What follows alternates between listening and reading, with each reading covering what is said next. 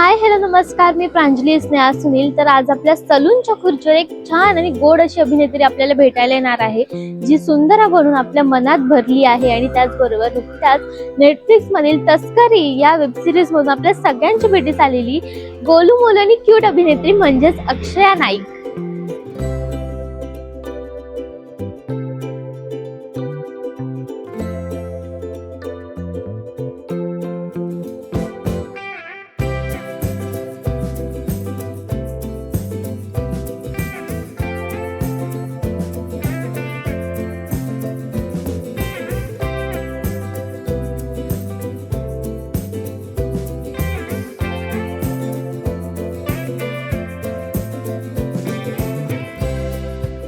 कशी आहेस? मस्त. मला खूप छान वाटतंय. आज थोडा वेळ ऑफ मिळालाय तुझ्या निमित्ताने मला. सो मी आता सध्या खूप छान आहे. सर रिलॅक्स करणार आहेस इथे? हो खरंच. म्हणजे जर तू नसतीस आणि जर फक्त हे चालू असतं तर मी कदाचित झोपले असते.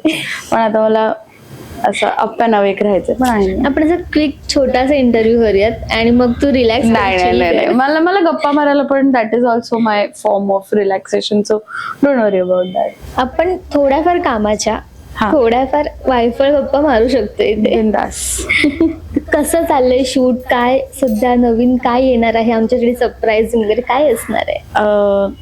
आता जर मी सांगितलं तर ते सरप्राईज राहणार नाही. बरोबर. पण टचवूड ऑक्युपाईड आहे, बिझी आहे. खूप छान छान प्रोजेक्ट साठी विचारलं जातंय. नवीन काहीतरी मला करायला मिळतंय आणि स्क्रीन आणि नाटक याचं खूप छान बॅलन्स मला सध्या करता येईल याची काय म्हणते मी स्वतः अपेक्षा करते. कारण दोन्ही ठिकाणी मला काम करायला मिळतंय सध्या. सो एका बाजूला मी खूप एक्साइटेड आहे की खूप कमाल गोष्टींसाठी माझी तयारी सुरू आहे. पण त्याचबरोबरीने थोडंसं दडपण पण आलंय. कारण स्क्रीनचं काम आणि नाटक हे दोन्ही एकाच वेळी मी कधी फुल टाइम असं मॅनेज केलं नाहीये. But fingers crossed. मला नेहमी असं वाटतं की I am one of God's favourite child आणि मी जे काही मागते मला मिळतं. सो आता जेव्हा ते मिळतंय तेव्हा मला ते छान जपायचंय आणि I want to make sure की मी पूर्ण जस्टिस करेन जे काही माझ्या हातात सध्या पदरी पडलंय. मला माझी एवढी इच्छा आहे की सांगून टाकावं की मी काय करते, पण अनफॉर्च्युनेटली मला आत्ता नाही सांगता येणार आहे. ठीक आहे, आम्ही ते बघूच लवकरच. बरं, ह्या सगळ्याच्या मी स्टार्टिंगला येते की ह्या जर्नीची स्टार्टिंग कशी झाली? अरे बापरे. आता त्याला ऑलमोस्ट आपण म्हणू शकतो 25-26 वर्ष झाली. कारण मी माझं पहिलं बालनाट्य शिबिर ना मी 4 वर्षांची असताना केलं. आणि नंतर त्या काही वर्षांनंतर ते जे टीचर होते रमेश मोरे सर, ते खूप मोठे दिग्दर्शक आहेत, फिल्म्स आणि करतात ते मराठी चित्रपट. तर ते त्यांची पहिली फिल्म बनवत होते आणि त्यांना चाइल्ड आर्टिस्ट हवा होता आणि त्यांना मी लक्षात होते. सो मग मी 8 वर्षांची असताना अक्कलपीठ नावाचा मराठी चित्रपट केला. त्यात अविनाश नारकर, ऐश्वर्या नारकर माझ्या आई वडिलांचं काम करत होते. मग बरीच म्हणजे प्रॉपर स्टारकास्ट होती त्यात. आणि ते केल्यावर मला असं झालं ओ वाव, हे आवडलंय मला आणि मला हे करायचंय. बट आई बाबा असं मी म्हणेन की दे वर व्हेरी सपोर्टिव्ह. पण आता मला असं वाटतं की खूप कित्येकदा मला असं वाटायचं, मी टीव्हीवर बघायचे ऍक्टर्स आणि मला वाटायचं मी कधी करणार. किंवा मोठं झाल्यावर असं होतं की काही वे माहित नव्हता की कसं करायचं, काय करायचं. पण मला असं वाटायचं की अरे तेव्हा जर आधी का नाही आपण सुरुवात केली, लवकर सुरू करायला पाहिजे होतं. But I think it's very good. कारण माझी ती जी आवड होती ना ती ती लहान वयात माझ्या आईने खूप छान जोपासली. मी खूप शिबिरं केली आहेत आणि त्यामुळे मग ते ना कसं सांगू, मी खूप एन्जॉय केलंय माझं चाइल्डहुड. स्कूल कॉलेजमध्ये नाटक करायचं. सो माझी सुरुवात साधारण तिथून झाली आहे की गणेशोत्सव मंडळात नाच करायचे. किंवा मग मी थोडी मोठी झाल्यावर मी शोजचं होस्टिंग, अँकरिंग आणि करायचं तिथे. सो मोर ऑर लेस तिथून आणि शाळेतून सुरुवात झाली. आणि माझी जी आवड होती ती छान सपोर्ट केला होता त्या आवडीला माझ्या. आणि एकात एक नंतर कॉलेजला असताना एका कास्टिंग डिरेक्टरने माझे फोटोज पाहिले होते. तेव्हा फेसबुक होतं आणि मी कॉलेजच्या कमिटीवर होते. सो ऑफकोर्स माझे फोटोज काढायचे की अरे ही सिनियर आहे, हिचे सिनियर पण नव्हते ऍक्च्युली, मी फर्स्ट इयरला होते.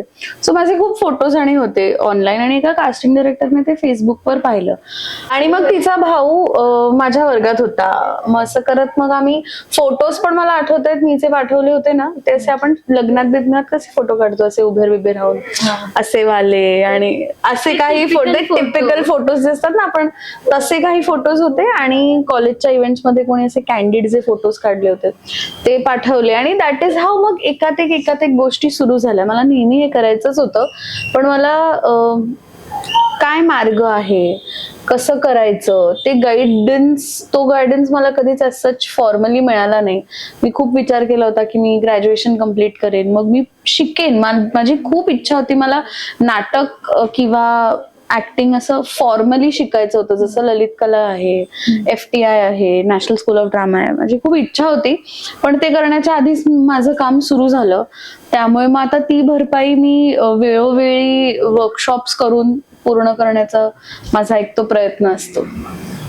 तुझं कॉलेज रुईया आहे आणि मी पण रुईयाची स्टुडंट. मला वाटलं होतं म्हणून म्हटलं विचारूया. नाही, कॉलेजमधलं नाट्यवलयाचं ते वातावरण आणि ते किती आता त्याला मिस करते. मी आता तुला गंमत सांगते. मी रुईयामध्ये ऍडमिशन घेतलं होतं कारण मला नाट्यवलय करायचं होतं आणि मी नाट्यवलय सोडून सगळं केलं तिथे. सेम. मला असं झालं पण मी फार म्हणजे मला अजूनही आठवतंय मी इतके एक्साइटेड होते. लिस्ट लागली ना ऍडमिशनची, तर मला पहिल्या लिस्टमध्ये ऍडमिशन मिळालं होतं. आणि नंतर असं झालं की बापरे, दुसरी लिस्ट, तिसरी लिस्ट, मग ऑफलाईन पहिली, दुसरी, तिसरी. सो माझं ऍडमिशन झाल्यानंतर सुद्धा मी जनरल कॉलेजला फेऱ्या मारायचे उगाच. आणि मला कॉलेज सुरू होण्याच्या अगोदरच सगळे कानन कोपरे, आपलं S24, S26, T1, T2, reading hall, मग कसं ज्युनियर कॉलेजला 4 मजलेत आणि सिनियर कॉलेजला 3 मजलेत, तरी टेरेस एकच आहे. हे सगळे फंडे मला ऑफिशियली कॉलेज सुरू होण्याच्या आधी सगळं माहिती होतं. आणि मी एक दिवस बोर्ड पाहिला INTच्या ऑडिशन्सचा.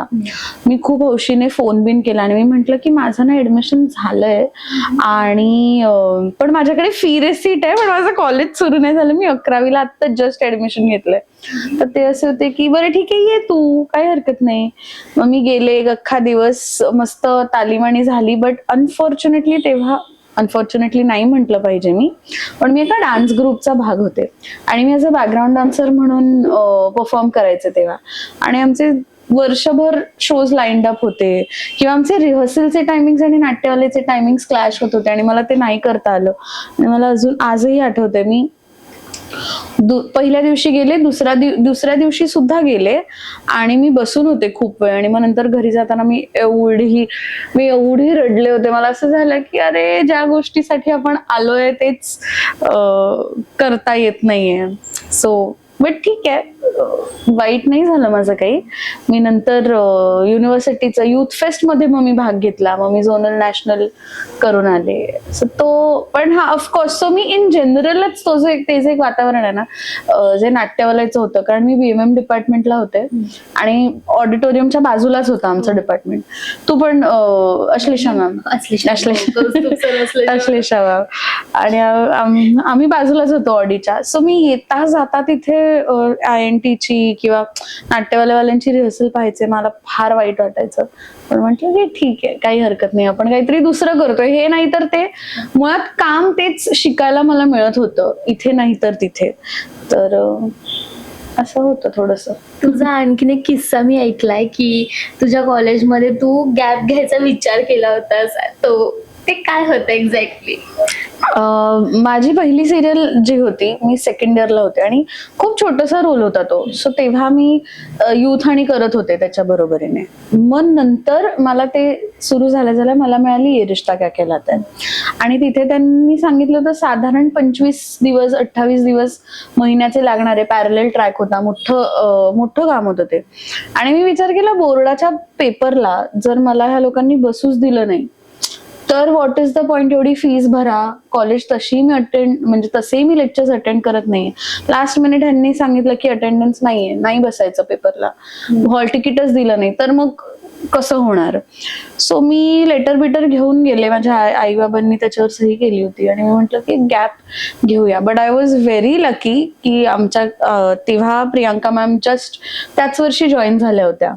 सो प्रियांका मॅम म्हणाली, तू वेडी आहेस का, तू का गॅप बीप घेते. म्हटलं मॅम म्हणजे आपण करूया मॅनेज. मग सुजाता मॅम होत्या त्यावेळेला HOD, मग वाईस प्रिन्सिपल सगळ्यां, ती म्हणाली मी तुला नाही देते. हा, ती म्हणाली की गॅप बीप काही घेऊ नकोस, आपण करूया मॅनेज. तिचं इतकंच होतं की तुला जमेल तेव्हा अटेंड कर, येत जा, इंटरनल्स वेळेवर दे. आणि आय थिंक कॉलेज खूप जास्ती सपोर्टिव्ह होतं, कारण एकच वर्ष होतं ग्रॅज्युएशनचं. आणि आय एम व्हेरी शुअर की जर मी तो गॅप घेतला असता ना, मी नसते परत गेले ते कम्प्लीट करायला. कारण एकदा तुम्ही काम करायला लागलात की खूप रेअर केसेस मध्ये होतं की तुम्ही परत जाल आणि कामातून गॅप घेऊन मग तुम्ही परत काहीतरी शिकायला जाल. ते तेव्हाच होतं वेन यू फील की बाबा नाही, आता मी खूप सेट आहे माझ्या करिअरमध्ये, किंवा मी फायनान्शियली आता एकदम सेट आहे, तर मी गॅप घेऊ शकते वर्षभराचा. सो आय थिंक मी खूप लकी होते त्या बाबतीत की मला माझ्या टीचर्सने सांगितलं की गॅप घेऊ नकोस, नाही आलीस कॉलेजला तरी चालेल, आम्ही करू मॅनेज, पण तू अभ्यास कर. कदाचित हेच आपल्या आयुष्यातले असे गुरु असतात जे आपल्याला पुढे जाण्यासाठी पुश करतात. ऍब्सोल्युटली. आणि आय थिंक इन जनरल तेव्हा प्रिन्सिपल पण सुहास पेडणेकर सर होते, थिंक लोकूर मॅम म्हणून होत्या ज्या व्हाईस प्रिन्सिपल होत्या. सो ह्या सगळ्या लोकांनी पण ना कल्चरलसाठी पण मला खूप जास्ती सपोर्ट केला, सगळ्याच टीचर्सने. कारण आदल्या वर्षी मी युथ करत होते. सो त्या वर्षी युथच्या टीम मध्ये रुईयामधून आम्ही फक्त दोघंच जण होतो, मी आणि श्रीराम सोमासे, आणि आम्ही दोघांनी स्टेट, झोनल, नॅशनल केलं. सो कॉलेजसाठी पण असं होतं की अरे आपली मुलं जर बाहेर जाऊन मेडल्स आणि घेऊन येत आहेत, कॉलेजचं नाव मोठं करतायत, तर आपण पण त्यांना सपोर्ट केला पाहिजे. सो आय थिंक मी आधीपासूनच I have been very lucky की मला खूप नेहमी पावलोपावली मला खूप चांगले शिक्षक मिळाले, शाळेत सुद्धा, कॉलेजमध्ये सुद्धा, किंवा आता पण मी ज्यांच्याकडून शिकते किंवा काम करते, माझ्या ऍक्टिंग जे शिकवतात त्या टीचर्स बद्दल पण. So I think I am very lucky त्या बाबतीत ऑलवेज. बरं, ह्यात ना एक तू मगाशी म्हणालीस की आई बाबांनी लेटर लिहून दिलं, असे आई बाबा की हा मुलीला गॅप घे असं सांगतायत, म्हणजे ही चांगली गोष्ट आहे. हो, म्हणजे शॉक होतील की बाई मम्मी पप्पांनी सांगितलं गॅप घे असं. हो, त्यांचं असं होतं की जर त्यांचं बेसिक म्हणणं हेच असतं की 2 दगडांवर पाय ठेवू नकोस, जे करशील ते नीट कर. बट ठेवले मी, आणि आय थिंक मला कितीही लोकांनी सांगितलं हे करू नकोस, तरी मी करते. माझं असं आहे की jack of all trades master of none, पण ते प्रॉवर्ब कम्प्लीट नाहीये. The complete proverb is jack of all trades master of none, but more so often better than that one. So मी ते फॉलो करते की मी जरी 2 गोष्टी 3 गोष्टी एका वेळी करत असेल, I make it a point की मी माझं 100% देते तिथे. आता हे सगळं झालं त्याच्यानंतर तुझी एक काय म्हणत, तुझं एक कॅरेक्टर जे आम्हाला खूप आवडलेलं कलर्सवरचं, ती सुंदरा, त्याबद्दल काय सांगशील? तो प्रवास कसा होता एकंदरीत?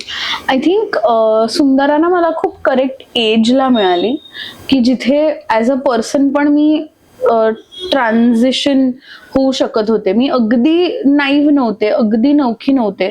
कामाचा थोडाफार एक्सपिरियन्स घेऊन मी आले होते.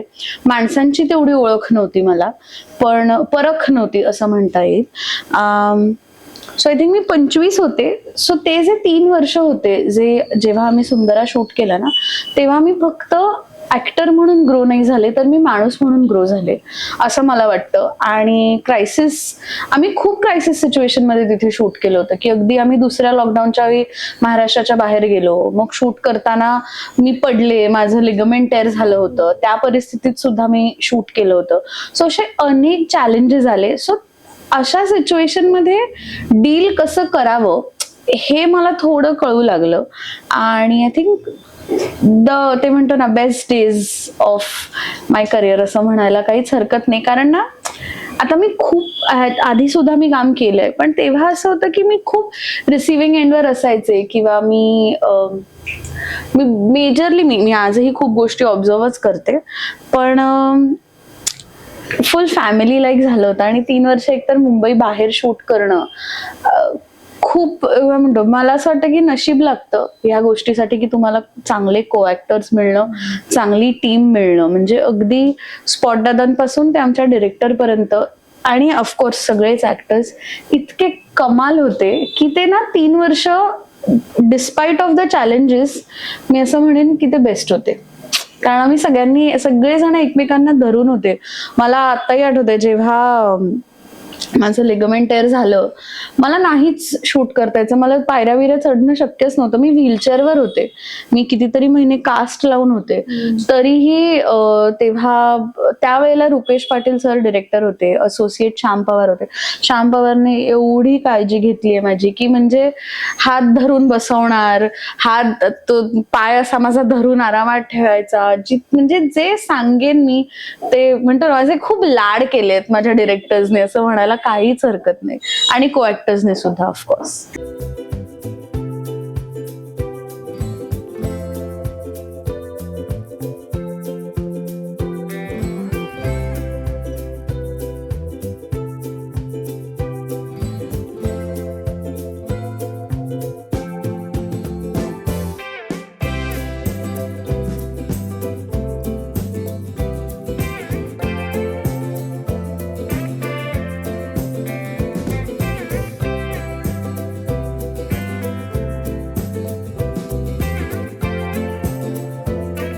हाय, नमस्कार. माझं नाव अक्षय अरविंद नाईक आणि आज मी मराठी फ्लॅश बरोबर एक खूप कमाल असा सेगमेंट शूट केला, जो होता सॅलॉन सेगमेंट. प्रांजलीने माझा इंटरव्ह्यू घेतला. खूप इंटरव्ह्यू नाही म्हणणार मी, ॲक्च्युली खूप गप्पा मारल्या आम्ही इथे. आणि मेकओव्हर बाय मयुरी या सॅलॉनला आम्ही आलो आणि खूप रिलॅक्स केलं. मस्त फूट मसाज घेतला, पेडिक्युअर केलं, छान माझे नेल्स करून घेतलेत मी. आणि आय थिंक ह्या छोट्या छोट्या गोष्टी ॲज अन आर्टिस्ट म्हणून खूप इम्पॉर्टंट असतात, की आपण थोडा वेळ काढून स्वतःसाठी वेळ दिला पाहिजे. And I had a lot of fun. खूप गप्पा मारल्या. मला इथलं ओव्हरऑल ॲटमॉस्फिअर पण खूप छान वाटला आणि मस्त ॲम्बियन्स आहे. तुम्ही खरंच येऊन रिलॅक्स करू शकता. And please come and avail all the service.